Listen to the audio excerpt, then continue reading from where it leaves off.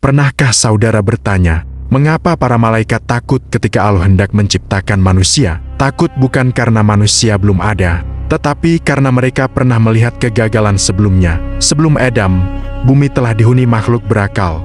Mereka kuat, mereka cerdas, mereka membangun peradaban, namun satu persatu lenyap, bukan karena lemah, tetapi karena kesombongan. Pertanyaannya mengerikan, jika mereka gagal menjaga bumi, apa jaminan manusia akan berhasil? Assalamualaikum warahmatullahi wabarakatuh. Sebelum lanjut pada isi video, mari klik tombol subscribe. Karena video ini muncul mungkin bukan tanpa alasan, mungkin ini adalah petunjuk dari Allah Subhanahu wa Ta'ala sebagai pengingat kita semua. Dan jangan lupa juga ketikkan sholawat pada kolom komentar supaya kita selalu dalam lindungan Allah Subhanahu wa Ta'ala. Amin ya robbal alamin. Bayangkan satu masa yang tidak pernah diceritakan di bangku sekolah. Satu masa ketika bumi belum mengenal nama Adam, belum ada manusia, belum ada sejarah, belum ada peradaban seperti yang kita kenal hari ini. Namun satu hal yang pasti, bumi tidak pernah kosong. Sebelum tanah pertama dibentuk menjadi tubuh manusia, sebelum ruh pertama ditiupkan ke dalam jasad Adam, sebelum malaikat diperintahkan untuk bersujud kepada makhluk bernama manusia, bumi telah lebih dulu dihuni oleh makhluk-makhluk berakal, makhluk yang berpikir, makhluk yang berjalan di atas dua kaki, makhluk yang membangun, dan makhluk yang menghancurkan. Pertanyaannya adalah, jika manusia bukan penghuni pertama bumi, lalu siapa yang datang sebelum kita? Dan mengapa mereka lenyap dari panggung sejarah ciptaan? Langit pada masa itu masih muda. Bumi masih menyimpan rahasia-rahasia yang tidak pernah tertulis dalam buku sejarah modern. Gunung-gunung berdiri tanpa nama. Lautan belum menjadi saksi perjalanan kapal manusia. Namun suara pertikaian telah menggema di seluruh penjuru bumi. Ini bukan kisah fiksi. Ini bukan dongeng.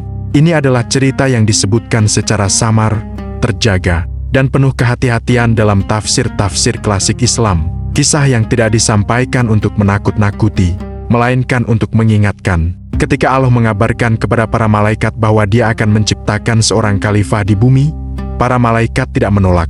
Mereka tidak membangkang, namun mereka bertanya. Pertanyaan itu sederhana, tetapi mengandung luka sejarah yang dalam. Apakah engkau akan menciptakan makhluk yang akan membuat kerusakan dan menumpahkan darah? Pertanyaan ini bukan muncul dari prasangka. Pertanyaan ini lahir dari pengalaman. Artinya, sebelum manusia, para malaikat telah menyaksikan kerusakan. Mereka telah melihat bumi berubah menjadi arena pertumpahan darah. Mereka telah menyaksikan makhluk berakal gagal menjaga amanah kehidupan. Dan disinilah misteri itu dimulai. Jika makhluk-makhluk sebelum manusia begitu kuat, begitu cerdas, bahkan memiliki kemampuan yang jauh melampaui manusia, mengapa mereka gagal? Apakah kekuatan cukup untuk menjadi khalifah? Apakah kecerdasan menjamin keselamatan? Ataukah justru disitulah letak kehancuran mereka? Bayangkan sebuah dunia yang hidup, namun tanpa kedamaian. Dunia yang berpenghuni, namun tidak mengenal belas kasih. Setiap hari adalah perjuangan untuk menguasai. Setiap malam adalah perhitungan tentang siapa yang akan bertahan hidup esok hari. Inilah bumi sebelum manusia, bumi yang penuh kehidupan, namun kosong dari hikmah. Dan mungkin, jika kita jujur pada diri sendiri, pertanyaan itu layak diajukan kepada kita hari ini. Apakah manusia benar-benar berbeda, atau kita hanya sedang mengulang sejarah dengan wajah yang lebih modern? Makhluk-makhluk sebelum manusia bukanlah makhluk tanpa akal. Mereka berpikir, mereka berkomunikasi, mereka memiliki kehendak bebas, mereka membangun komunitas. Bahkan sebagian dari mereka membangun peradaban. Namun disitulah masalahnya dimulai. Akal tanpa iman berubah menjadi senjata. Kebebasan tanpa ketaatan berubah menjadi kesombongan. Dan kekuatan tanpa hikmah berubah menjadi kehancuran. Makhluk-makhluk pra-Adam hidup di bumi dalam jumlah besar. Mereka menyebar dari satu penjuru ke penjuru lain. Menguasai daratan, menguasai gunung, menguasai lembah dan lautan. Namun bukan kedamaian yang mereka tinggalkan, melainkan darah. Mereka bertikai satu sama lain. Mereka saling memerangi. Mereka menumpahkan darah tanpa rasa bersalah. Dan bumi pun menjadi saksi bisu dari kekejaman yang terus berulang. Bayangkan satu peradaban yang cerdas, namun menjadikan kekerasan sebagai bahasa sehari-hari. Bayangkan masyarakat yang maju, namun kehilangan arah moral. Bayangkan makhluk yang diberi akal, namun memilih kehancuran. Inilah luka lama bumi. Setiap generasi mewarisi kebencian dari generasi sebelumnya. Setiap kemenangan melahirkan kesombongan baru. Setiap kekalahan dibalas dengan dendam yang lebih besar. Tidak ada keheningan, tidak ada doa, tidak ada sujud yang tulus. Dan ketika kerusakan itu mencapai puncaknya, langit memperhatikan. Para malaikat menyaksikan satu pola yang terus berulang. Makhluk berakal diberi amanah. Makhluk itu menyalahgunakan amanah. Dan bumi kembali menangis. Inilah sebabnya ketika Allah menyebutkan rencana penciptaan manusia, para malaikat bertanya dengan penuh adab, namun juga dengan kekhawatiran yang nyata, apakah makhluk baru ini akan berbeda, ataukah ia hanya akan menjadi versi lain dari kegagalan yang sama? Pertanyaan ini bukan hanya milik malaikat, ini adalah pertanyaan yang seharusnya kita ajukan kepada diri sendiri. Ketika manusia membangun kota tetapi menghancurkan hati, ketika manusia menguasai teknologi tetapi kehilangan nurani, ketika manusia menaklukkan alam tetapi melupakan Sang Pencipta, apakah kita sedang berjalan menuju takdir yang sama? Makhluk-makhluk pra-Adam memiliki kekuatan yang tidak kita miliki. Sebagian mampu berpindah dengan kecepatan luar biasa. Sebagian mampu memanipulasi alam. Sebagian memiliki peradaban yang tidak pernah tersisa jejaknya. Namun satu hal yang tidak mereka miliki, atau tidak mereka jaga, adalah kerendahan hati di hadapan Allah. Dan disitulah garis pemisahnya. Allah tidak menghancurkan mereka karena kurang cerdas. Bukan karena mereka lemah. Bukan karena mereka bodoh. Mereka hancur karena kesombongan. Karena mengira diri mereka cukup. Karena merasa tidak membutuhkan petunjuk. Inilah pelajaran yang mengerikan sekaligus indah. Bahwa kehancuran tidak selalu datang dari luar.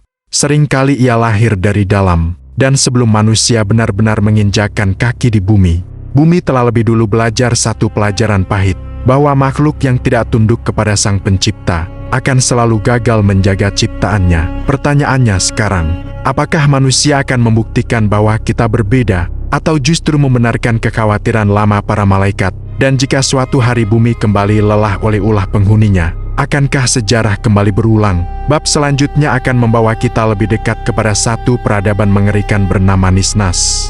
Makhluk setengah tubuh yang kecerdasannya menjadi awal kehancurannya sendiri. Di antara semua makhluk pramanusia yang pernah menginjakkan kaki di bumi, ada satu kaum yang kisahnya membuat para ulama terdiam lama ketika menuliskannya. Bukan karena mereka kecil, bukan karena mereka lemah, justru karena mereka cerdas. Mereka disebut Nisnas, nama yang berasal dari makna setengah tubuh, setengah rupa.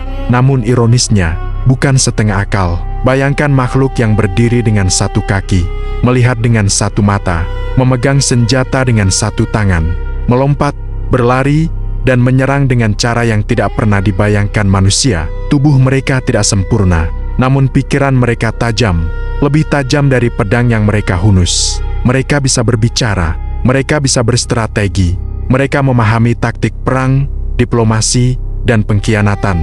Dan yang paling mengerikan, mereka tahu bagaimana memanfaatkan kelemahan lawan. Nisnas bukan makhluk liar tanpa arah. Mereka hidup berkelompok. Mereka membangun kota. Mereka memiliki sistem sosial, pemimpin, dan wilayah kekuasaan. Di pegunungan, mereka membangun benteng. Di hutan, mereka menciptakan jalur rahasia. Di gurun, mereka menguasai sumber daya air. Peradaban mereka berkembang, namun jiwa mereka membusuk. Karena sejak awal, kekerasan bukan sekadar alat, kekerasan adalah budaya. Konflik kecil berubah menjadi perang, perbedaan pendapat berubah menjadi pembantaian, dan kemenangan selalu disambut dengan kesombongan yang lebih besar. Setiap generasi Nisnas mewarisi dendam. Setiap anak tumbuh dengan cerita tentang musuh yang harus dimusnahkan, dan bumi sekali lagi menjadi panggung darah. Pertanyaannya, bagaimana mungkin makhluk yang begitu cerdas memilih kehancuran? Jawabannya menyakitkan. Karena kecerdasan tanpa kendali iman tidak melahirkan hikmah. Ia melahirkan manipulasi. Dan ketika kerusakan mencapai puncaknya, langit tidak lagi diam.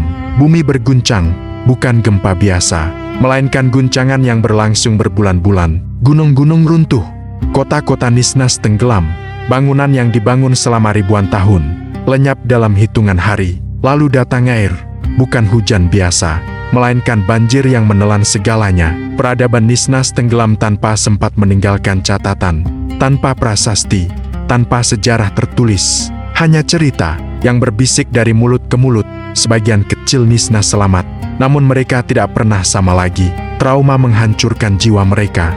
Keberanian berubah menjadi ketakutan, ambisi berubah menjadi pelarian. Mereka bersembunyi di gua, menghindari cahaya, menghindari makhluk lain, dan perlahan mereka menghilang dari panggung besar sejarah. Pertanyaannya sekarang, jika peradaban sebesar itu bisa runtuh karena akhlak, apa yang membuat kita yakin peradaban manusia kebal dari nasib yang sama? Jika kisah Nisnas terasa mengerikan, maka kisah Hind dan Bin jauh lebih besar dari sekadar tragedi bumi. Ini bukan hanya perang di daratan, ini adalah konflik yang mengguncang langit.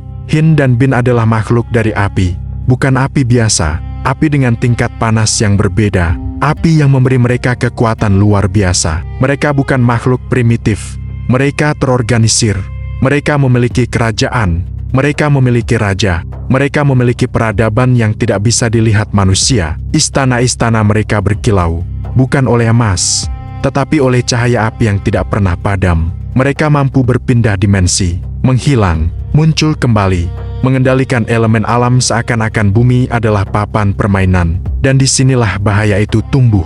Karena ketika kekuatan bertemu kesombongan, lahirlah ilusi keabadian. Hind dan Bin mulai merasa tak tersentuh, tak terkalahkan, tak membutuhkan siapapun, termasuk Allah. Mereka mulai menuhankan diri mereka sendiri, mengklaim wilayah, mengklaim kekuasaan, mengklaim bahwa merekalah penguasa sejati bumi. Dan ketika kesombongan mencapai puncaknya, langit merespons. Allah mengirim pasukan malaikat, bukan pasukan biasa, pasukan yang dipimpin oleh makhluk yang saat itu paling taat, paling kuat, dan paling dihormati di antara mereka, iblis. Pada masa itu, ia bukan simbol kejahatan, ia adalah prajurit langit, ia adalah pemimpin, ia adalah pelaksana perintah Allah. Perang pun pecah, bukan perang sehari, bukan setahun, melainkan perang yang berlangsung sangat lama. Langit terbakar, bumi bergetar, lautan bergelora. Pertempuran tidak hanya terjadi di dunia yang kita kenal, tetapi juga di dimensi-dimensi tersembunyi. Hind dan Bin melawan dengan segala kekuatan, namun mereka melawan kehendak Allah. Dan itu adalah kesalahan terbesar yang bisa dilakukan makhluk apapun. Satu persatu kerajaan mereka runtuh, satu persatu pemimpin mereka tumbang. Mayoritas Hind dan Bin dimusnahkan, sebagian kecil melarikan diri, bersembunyi, terpecah, dan kehilangan kejayaan mereka. Merekalah yang kelak menjadi cikal bakal jin yang dikenal manusia hari ini. Masih memiliki kemampuan luar biasa, namun tidak lagi seperti nenek moyangnya. Dan disinilah tragedi berikutnya dimulai. Iblis menang, dan kemenangan itu merusak hatinya. Ia mulai membandingkan dirinya dengan ciptaan lain. Ia mulai merasa berjasa, ia mulai merasa paling layak. Kesombongan yang sama, yang menghancurkan Hind dan Bin, mulai tumbuh dalam dirinya. Pertanyaannya mengerikan, bagaimana mungkin makhluk yang menyaksikan kehancuran akibat kesombongan, justru jatuh ke dalam kesombongan yang sama? Jawabannya sederhana, karena ujian terbesar bukanlah kekalahan, melainkan kemenangan, dan kemenangan itu akan diuji saat Allah menciptakan satu makhluk baru, makhluk dari tanah, tanpa api, tanpa kekuatan kosmik, namun dengan sesuatu yang tidak dimiliki makhluk sebelumnya. Dan disitulah sejarah benar-benar berubah. Bab berikutnya akan membawa kita pada saat paling menentukan dalam sejarah alam semesta, saat tanah diangkat menjadi manusia, dan satu sujud menentukan nasib kekal antara cahaya dan kegelapan. Setelah bumi disucikan dari hiruk-pikuk perang makhluk sebelumnya, setelah peradaban demi peradaban runtuh oleh kesombongan mereka sendiri, datanglah satu keputusan ilahi. Keputusan yang akan mengubah arah sejarah alam semesta untuk selamanya. Allah hendak menciptakan makhluk baru, bukan dari api, bukan dari cahaya, bukan dari energi kosmik yang menggelegar, tetapi dari sesuatu yang tampak hina. Tanah yang diinjak, tanah yang kotor, tanah yang hancur ketika diremas. Namun justru dari sanalah keajaiban dimulai. Allah mengumpulkan tanah dari berbagai penjuru bumi. Tanah hitam, tanah merah, tanah lembut, tanah keras. Isyarat pertama bahwa makhluk ini akan beragam, berbeda warna, berbeda sifat, berbeda karakter. Tanah itu dicampur dengan air, menjadi lumpur yang lengket, dibentuk perlahan dengan kehendak Sang Pencipta. Sosok itu dibiarkan, bukan karena Allah lupa, tetapi karena Allah sedang menunjukkan satu pelajaran penting, bahwa kesempurnaan tidak lahir dari tergesa-gesa. Hingga akhirnya, Saat yang ditentukan tiba, Allah meniupkan ruh ciptaannya, dan pada detik itulah, alam semesta menyaksikan sesuatu yang belum pernah ada sebelumnya. Makhluk yang bisa berpikir, makhluk yang bisa merasa, makhluk yang bisa mencintai, dan bisa mengkhianati. Dialah Adam, manusia pertama, bukan yang terkuat, bukan yang tercepat, bukan yang paling lama hidup, namun yang dipilih. Lalu datang perintah itu, satu perintah sederhana, yang mengguncang seluruh makhluk. Bersujudlah. Sujud bukan karena Adam layak disembah, tetapi karena Allah memuliakannya. Para malaikat patuh, tanpa ragu, tanpa pertanyaan. Namun ada satu makhluk yang berhenti. Ia melihat Adam, ia melihat tanah, ia melihat dirinya sendiri, dan di sanalah bisikan itu muncul. Aku lebih baik. Makhluk itu adalah iblis. Ia pernah memimpin pasukan langit. Ia pernah mengalahkan makhluk-makhluk pemberontak. Ia pernah menjadi simbol ketaatan. Namun satu perbandingan, menghancurkan semuanya. Aku dari api, dia dari tanah. Kalimat itu terdengar sederhana, namun dampaknya kekal. Iblis menolak sujud, bukan karena tidak tahu perintah, tetapi karena merasa lebih mulia. Dan disitulah kejatuhannya dimulai. Ia diusir, dilaknat, namun bukan dihancurkan. Mengapa? Karena Allah menghendaki satu ujian. Iblis meminta waktu, bukan untuk bertobat, tetapi untuk membuktikan bahwa manusia akan gagal. Allah mengabulkan, dan sejak saat itu, manusia hidup dalam medan pertempuran yang tidak terlihat. Pertanyaannya sekarang, jika makhluk sekuat iblis bisa jatuh karena satu kesombongan, bagaimana dengan manusia? Manusia tidak diciptakan sebagai pengisi bumi semata. Manusia diciptakan sebagai khalifah, bukan penguasa yang semena-mena, tetapi penjaga, pengelola, pemikul amanah. Dan inilah yang membedakan manusia dari semua makhluk sebelumnya. Makhluk pra-Adam memiliki kekuatan, namun mereka tidak memiliki bimbingan wahyu. Mereka memiliki akal, namun tidak memiliki fitrah yang dijaga. Manusia diberi semuanya, akal untuk berpikir, hati untuk merasakan, dan petunjuk untuk kembali ketika tersesat. Namun keistimewaan ini sekaligus menjadi ujian paling berat, karena manusia bisa naik lebih tinggi dari malaikat, atau jatuh lebih rendah dari makhluk manapun sebelumnya. Sejarah makhluk pra-Adam bukan sekadar cerita, ia adalah peringatan. Nisnas runtuh karena kekerasan, Hin dan Bin hancur karena kesombongan, iblis jatuh karena merasa lebih baik, dan manusia menghadapi godaan yang sama. Hari ini manusia membangun kota, namun menghancurkan keluarga, menguasai teknologi, namun kehilangan arah. Pertanyaannya tajam, apakah kita sedang membuktikan bahwa malaikat salah, atau justru membenarkan kekhawatiran mereka? Allah tidak menciptakan manusia tanpa jalan kembali. Setiap kali manusia tersesat, Allah mengutus nabi, mengirim rasul, menurunkan kitab, bukan karena manusia istimewa, tetapi karena Allah Maha Pengasih. Namun kasih sayang itu tidak meniadakan tanggung jawab. Bumi bukan milik kita, ia titipan, dan setiap kerusakan, setiap kezaliman, setiap kesombongan akan dimintai pertanggungjawaban. Inilah pelajaran paling sunyi namun paling dalam dari kisah ini, bahwa kehancuran tidak selalu datang dalam bentuk petir atau banjir. Kadang ia datang pelan, dalam bentuk hati yang mengeras. Makhluk sebelum manusia telah membuktikan satu hal, bahwa tanpa ketaatan, sehebat apapun peradaban, pasti runtuh. Sekarang giliran manusia. Pertanyaannya tinggal satu, apakah kita akan menjadi generasi yang belajar dari sejarah, atau generasi yang hanya menambah satu bab kehancuran berikutnya? Karena pada akhirnya, bukan kekuatan yang menyelamatkan, bukan kecerdasan yang mengangkat derajat, tetapi kerendahan hati di hadapan Allah. Dan disitulah nasib manusia ditentukan. Bayangkan sejenak kita berdiri di atas bumi yang sama ini, tetapi melihatnya bukan dengan mata hari ini, melainkan dengan mata sejarah ciptaan. Bumi yang kita pijak bukan tanah yang polos dan baru. Ia adalah saksi. Ia pernah menjadi rumah bagi makhluk-makhluk yang kuat, cerdas, bahkan menakjubkan. Namun satu demi satu mereka lenyap, bukan karena kurang kemampuan, bukan karena kekurangan kekuatan, melainkan karena satu penyakit yang selalu tampak sepele di awal, tetapi mematikan di akhir: kesombongan. Inilah pesan pertama yang harus kita rasakan, bukan sekadar kita fahami, bahwa kehancuran tidak selalu datang dari luar. Ia sering lahir dari dalam hati, dari rasa aku lebih baik, dari keyakinan halus bahwa kita tidak membutuhkan petunjuk, dari bisikan kecil yang berkata, "Aku cukup dengan diriku sendiri." Dan sejarah makhluk sebelum manusia adalah bukti paling jujur bahwa bisikan itu tidak pernah berujung selamat. Makhluk-makhluk sebelum manusia memiliki akal. Mereka berpikir, mereka merencanakan, mereka membangun. Namun akal yang tidak dibimbing oleh ketaatan berubah menjadi alat pembenaran.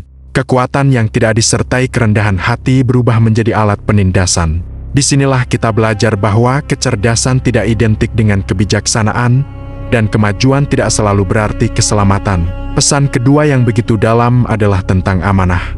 Manusia tidak diciptakan hanya untuk hidup, makan, berkembang, lalu mati.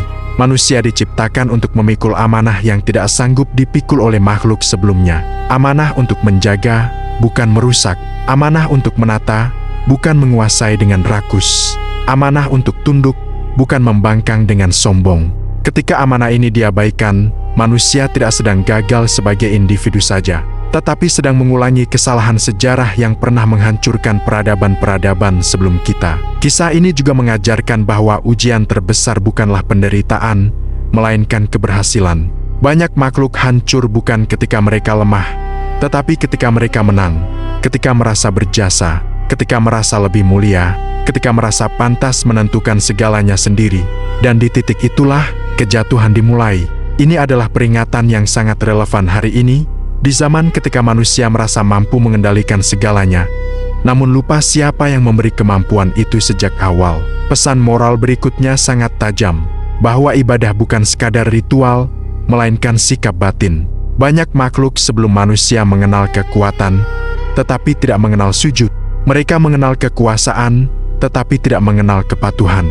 Dan manusia, dengan segala kelemahannya, justru dimuliakan karena satu hal sederhana: kesediaan untuk tunduk, kesediaan untuk taat, kesediaan untuk mengakui bahwa ada yang maha tinggi di atas segalanya. Disinilah letak keindahan sekaligus bahaya manusia. Manusia bisa menjadi makhluk paling mulia ketika ia merendahkan hati di hadapan Tuhannya. Namun manusia juga bisa menjadi makhluk paling rendah ketika ia mengangkat egonya melebihi kebenaran. Sejarah makhluk pra-manusia adalah cermin. Dan cermin itu tidak berbohong. Ia menunjukkan bahwa siapapun yang menolak tunduk pada kebenaran, pada akhirnya akan ditinggalkan oleh waktu. Pesan lain yang tidak kalah penting adalah tentang konflik dan kekerasan. Hampir semua kehancuran makhluk sebelum manusia berawal dari pertikaian yang tidak pernah diselesaikan dengan hikmah. Perbedaan kecil berubah menjadi perang besar. Dendam diwariskan dari generasi ke generasi. Dan akhirnya, bumi dipenuhi darah. Ini adalah peringatan bagi kita hari ini, bahwa peradaban tidak runtuh karena perbedaan, tetapi karena ketidakmampuan mengelola perbedaan dengan adil dan beradab. Kisah ini juga mengingatkan bahwa bumi bukan milik kita. Ia bukan warisan yang boleh kita rusak sesuka hati. Ia adalah titipan. Makhluk-makhluk sebelum manusia merasa memiliki bumi, lalu bertindak sebagai tuan yang semena-mena. Akhirnya bumi menjadi saksi kehancuran mereka. Manusia hari ini harus bertanya dengan jujur, apakah kita sedang menjadi penjaga bumi, atau sedang mengulang peran para perusak yang pernah ada sebelum kita? Ada satu pesan yang sangat halus namun mengguncang, bahwa Allah tidak menciptakan manusia tanpa harapan. Ketika makhluk sebelum manusia gagal, Allah tidak memutuskan untuk membiarkan bumi tanpa makhluk berakal. Justru Allah menciptakan manusia dengan potensi lebih besar, dengan fitrah, dengan hati nurani, dengan petunjuk. Artinya, manusia dipercaya. Dan kepercayaan itu adalah kehormatan sekaligus tanggung jawab yang berat. Pesan moral ini seharusnya membuat kita merenung lebih dalam, bahwa hidup bukan tentang siapa yang paling kuat, paling kaya, atau paling berpengaruh. Hidup adalah tentang siapa yang paling sadar akan posisinya sebagai hamba. Karena semua kehancuran besar dalam sejarah selalu diawali oleh satu kesalahan kecil. Lupa bahwa kita bukan pusat alam semesta. Dan pada akhirnya, kisah ini bukan untuk menakut-nakuti. Ia adalah panggilan kesadaran bahwa manusia tidak berdiri di awal sejarah, tetapi di tengah rantai panjang ciptaan. Bahwa sebelum kita, sudah ada yang gagal. Dan karena itu, kita tidak punya alasan untuk sombong. Justru kita punya alasan untuk lebih takut, lebih hati-hati, dan lebih bersungguh-sungguh dalam menjaga iman dan akhlak. Jika makhluk-makhluk yang lebih kuat dari kita saja bisa hancur karena kesombongan, lalu apa yang membuat kita merasa aman? Jika peradaban besar bisa lenyap karena mengabaikan kebenaran, lalu apa jaminan peradaban kita akan bertahan? Pesan terakhir dari kisah ini adalah undangan. Undangan untuk kembali merendah, kembali mengingat, kembali menyadari bahwa kemuliaan manusia bukan terletak pada apa yang ia miliki, tetapi pada siapa yang ia taati. Bukan pada seberapa tinggi ia berdiri, tetapi pada seberapa dalam ia bersujud, karena sejarah telah berbicara dengan jelas. Kesombongan selalu berakhir dengan kehancuran, dan ketaatan, meski tampak sederhana, selalu berujung pada keselamatan.